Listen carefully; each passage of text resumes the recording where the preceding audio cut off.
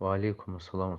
Sual belədir ki, qadın istəyir ki, iman əhli ilə ailə qursun, lakin anası cahildir və razılıq vermir. Razılıq vermir ki, qardaşla qadın ailə qursun. Bu zaman qadın anasına itaat etməlidirmi? İtaat etməlidir deyəndə, yəni qadın anasına birbaşa desin ki, mən cahilə getməyəcəm. Mən mömin qardaşa gedəcəm. Qurtardı, getdi. Yəni, itaat etməli deyil o mənada ki, o demək deyil ki, qaçsın eləsin. Xeyr, qaçsın eləsin bunlar olmaz. Bu haramdır.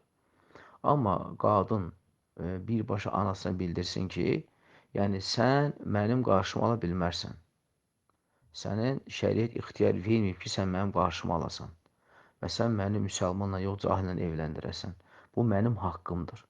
Ona görə birbaşa qoyub anasının üzünə desin və anası da bilsin ki, bəli, bunun qızı artıq qətiyyətlidir, rəyində qətiyyətlidir. Yəni, ay cahilə getsin, filan etsin, bu şey olmayacaq.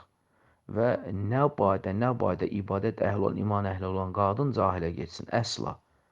Əsla, çünki belə çox təhlükəlidir. Hətta o qadın imanın getməsinin belə, yəni təhlükəsi var.